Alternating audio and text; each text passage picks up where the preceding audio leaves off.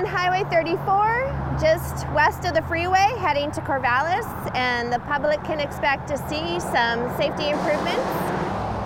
We're installing 42-inch concrete barrier, and it's going to be placed in the median, so it will run approximately just a little east of Tangent Loop Drive all the way to just a little west of Hink Road. There's been a huge outcry for this project for quite some time. There's been a lot of coordination with Linn County and the public. We've had all-day outreach sessions where community members came in and shared their thoughts and input. So we've incorporated a lot of their concerns into this design. It will restrict access here at the Columbus Street intersection, so you'll only be able to make right turns in and out. By eliminating left turns in and out of Columbus, we hope to reduce serious crashes and, of course, fatalities.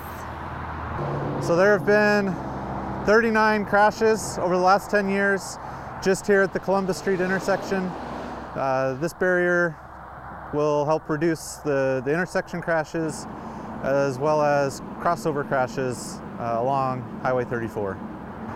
For people that are used to turning left here at Columbus Street, we'd recommend going west to Highway 99 and using the interchange, or going east along 7 Mile Lane and using the new traffic signal.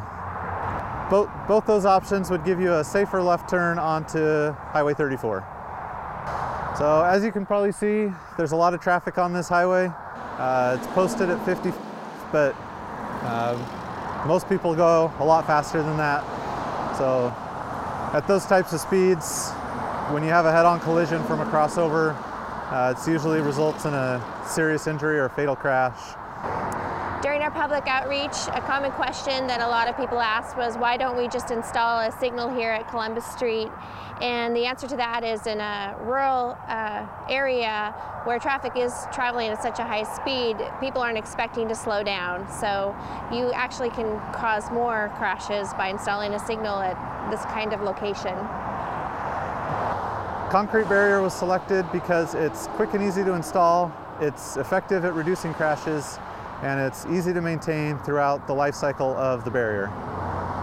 During construction, there will be lane closures at night when traffic volumes are low, so please be safe driving through. And we ask everybody to be patient and to go slow through the work zone.